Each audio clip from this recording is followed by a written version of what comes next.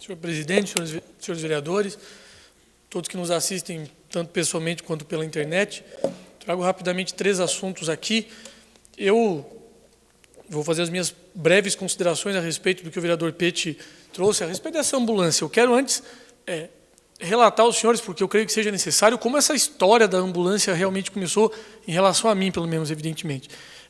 O cidadão me procurou no meu escritório, contando, olha, eu vendi uma ambulância, ou melhor, ganhei uma licitação, aquela coisa toda. Eu falei, olha, eu faço requerimento de informação, quando vier a resposta eu lhe esclareço, porque eu devo confidenciar, não fazia nem ideia que tinha esse negócio da ambulância.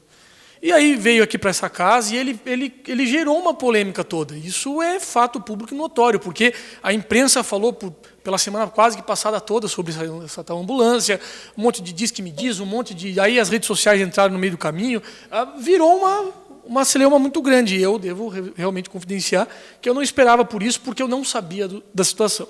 E aí eu tomei o cuidado de tomar precauções, de pesquisar a respeito, porque eu também recebi ligações do deputado, liguei para a SDR, falei com o senhor Abel Schroeder, falei com o senhor Zaqueu, peguei o carro e ia para a Mafra, fiz uma conversa para dizer, ó, não quero também sair acusando ninguém. Então o vereador Pete levanta e diz o seguinte, afinal, quem é que errou? Eu tenho o meu entendimento de que, e eu quero deixar isso muito claro, não sou só eu quem penso, a SDR não funciona, não presta, vamos falar um português claro, para nada. Tá? Para nada, absolutamente nada. Veja que até as reuniões da CDR, as quais eu era obrigado aí como presidente, não são mais obrigatórias. Ou seja, uma coisa que era tão importante agora já não é mais. E eu não sei se também os senhores receberam essa semana uma moção de Itaiópolis, da Câmara de... Qual é o termo, vereador Fernando? O senhor lembra? É um termo diferente do nosso. É como se fosse uma moção de desagravo contra a SDR, alguma coisa assim, com outro nome. Nós recebemos porque a Câmara de Vereadores de Itaiópolis também está descontente com o trabalho ou de serviço da SDR. Mas aí eu fui atrás e eles me mostraram o seguinte, e eu sustentei isso nas redes sociais também. A prefeitura diz o seguinte, olha, a SDR não nos avisou que tinha que depositar o dinheiro. Isso é um dos argumentos existentes. Tem um decreto regulamentando isso. E nós discutimos a validade do decreto antes. O decreto ele é muito claro. Ele diz o seguinte, os empenhos, liquidações e as ordens bancárias de pagamentos referentes às despesas de transferências voluntárias a municípios, entidades privadas e pessoas físicas devem ser emitidos, assinados e transmitidos para pagamentos antes das 18h30 da data estabelecida no item 12 do anexo 1 do decreto. Aí nós vamos para o item 12 do anexo 1. Diz o seguinte, emissão de empenhos, liquidações e ordens bancárias referente ao pagamento de transferência voluntária, exceto nas transferências previstas no parágrafo 2º, artigo 14. Qual é o prazo? Antes das 18h30 do dia 27 de novembro de cada exercício. Foi a Prefeitura no dia 25 de novembro e encaminhou para a SDR todos os documentos necessários para o convênio com a Prefeitura. Com o Governo do Estado. E o Governo do Estado, no dia 26/11/2014, diz, olha, não é possível liquidar a parcela enquanto não houver contrapartida associada no valor mínimo de 11.344,67 da Prefeitura.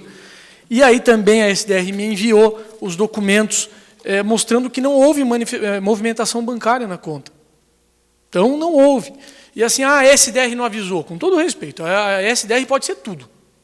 Mas também não tem a obrigação de ficar avisando que tem que depositar dinheiro, até porque a legislação já diz isso. E, por fim, a SDR argumenta o seguinte, o convênio 2014-TR 000558, igual a esse, contrapartida do Estado, e que adquiriu, que fez a revitalização da banda marcial do Osni Vasconcelos, a Prefeitura depositou o dinheiro na conta certa, então por que não depositou nesse? Então, assim, eu acho que isso gerou uma celeuma grande demais. Acredito, honestamente, que a Prefeitura elaborou em equívoco nessa situação, porque, ao que consta, não fez o depósito em tempo e a modo, e por isso foi perdido a contraprestação do Estado, porque não seguiram as orientações do decreto estadual. Então, eu acredito que houve mesmo um erro. Eu fico a me perguntar, se esse assunto não tivesse chegado à Câmara de Vereadores, será que nós estaríamos agora avançado a ponto de... Agora a SDR também está se movimentando para dizer que agora já ligou para não sei quem, já avisou a Prefeitura, falou com todo mundo, Mas será que se não fosse o debate levantado na Câmara, esse empresário que venceu uma licitação receberia o que é de direito? Francamente, eu não sei. Então, pois não. No dia... O decreto... Pois não? O decreto diz que esse tipo de convênio tem que ser depositado antes das 18h30 do dia 27 de novembro de cada exercício financeiro. É isso que diz o decreto. E aí, no dia 26, um dia antes, a SDR verificou e não tinha. Um dia depois, a SDR... Desculpa, vereador. A SDR conferiu mais uma vez, não tinha o depósito. Aí o governo do Estado faz uma limpa e diz o seguinte, olha, aquele dinheiro lá não entrou para a gente, então pega o dinheiro de volta. Em resumo, evidentemente, grosseiramente falando. Então, eu acredito que houve um equívoco considerável, porque não era falta de dinheiro, eu sei que não era, foi um equívoco. Só que esse tipo de situação não pode porque está se tornando um pouco reiterado. É o que sinto. Mudando de assunto, e esse sim, aí eu vejo que a coisa é mais grave. Coloquei isso nas redes sociais, não houve nenhuma contestação nesse sentido, porque um cidadão mandou um e-mail para a prefeitura dizendo, olha, prefeitura, as bocas de lobo da minha rua estão tampadas com madeira. Nada de resposta.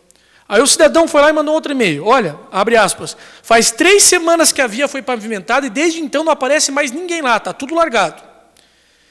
Aí, nada de resposta para o morador. O morador diz de novo no e-mail que ontem, dia 26 de novembro, devido às fortes chuvas, sua casa ficou alagada. Ou seja, e aí ele me ligou às 11 horas da noite, que estava um temporal, eu fui até a casa dele, vi, a casa dele estava toda alagada. Trouxe o assunto para a Câmara. Disse, gente, onde é que já se viu o poder público municipal asfaltar uma rua ou delegar esse asfalto para alguém e simplesmente, numa época de chuva que é o verão, que qualquer um sabe, tampar as bocas de lobo. Disse isso aqui.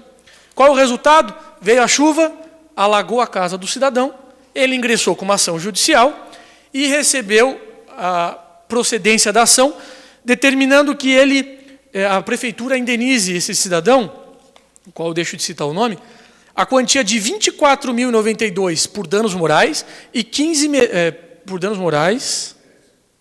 Pois não? 15 por danos morais e 24.092 por danos morais, materiais. E um fato que chama atenção, por que essa sentença também foi agravada, o dano moral? Porque o morador teve a infeliz surpresa de se deparar com uma cobra nos brinquedos de seu filho. Então, assim, é uma situação que poderia facilmente ter sido evitada.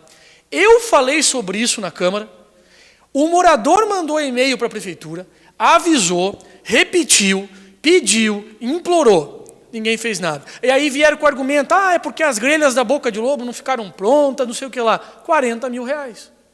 E vão ficar bravos? Pedimos 20 para os ônibus universitários, agora nós vamos dar 40 mil para outra pessoa. E isso aqui machuca muito, porque foi avisado a exaustão aqui na Câmara de Vereadores que tampar a boca de lobo com tábua, nem serviço de porco não é.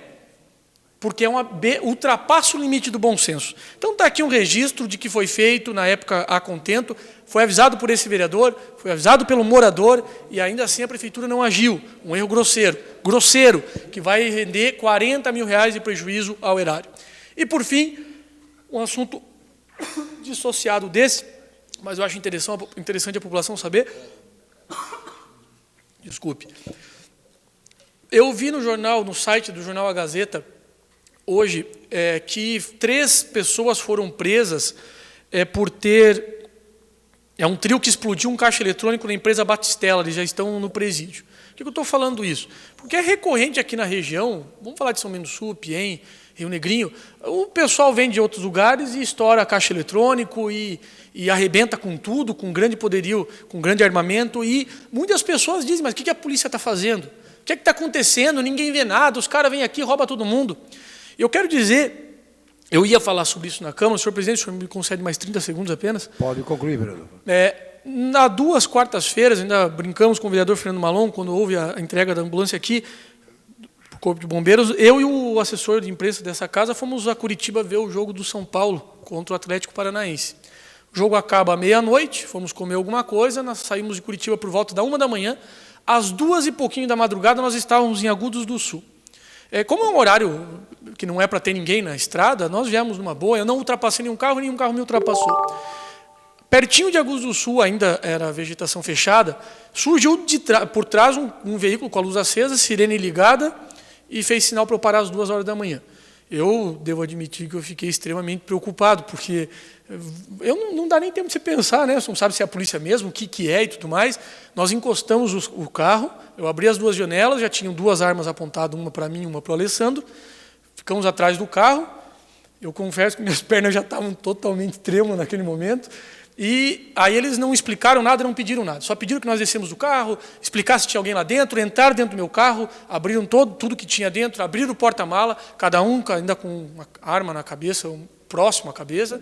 E aí depois que já estava mais aliviado, depois que ele explicou, eu expliquei que era vereador em São Bento do Sul, para tentar mostrar vínculo mesmo, ele explicou o quê? Disse, olha, teu carro tem um porta-mala grande, é um carro característico de quem passa por aqui para ir para São Bento, Piém, Rio Negrinho, Campo Alegre, para estourar caixa eletrônico, e a gente fica aqui de madrugada inteira fazendo esse tipo de coisa. Ninguém, ou quase ninguém, sabe de uma coisa dessa. Eu soube porque estava passando por ali, mas são policiais que estavam lá na madrugada, em Agudos, que poderiam ter arriscando as suas vidas para tentar evitar esse tipo de assalto. E pouca gente sabe, porque não dá para saber. Então eu queria só deixar consignado esse trabalho policial, era a Polícia do Paraná, ali naquele ponto específico, porque é um trabalho que poucos veem e menos ainda reconhecem, mas é digno de menção aqui nessa casa. Mais uma vez eu repito, a gente não tem o termo para usar aqui no plenário correto, mas o susto que eu passei foi gigantesco, porque realmente assusta. Obrigado, presidente. Obrigado, vereador. Solicito o secretário fazer o sorteio do próximo vereador. Na palavra aí. Vereador Nivaldo Bogo, Vossa Excelência, vereador, tem o tempo de até 10 minutos para as suas colocações.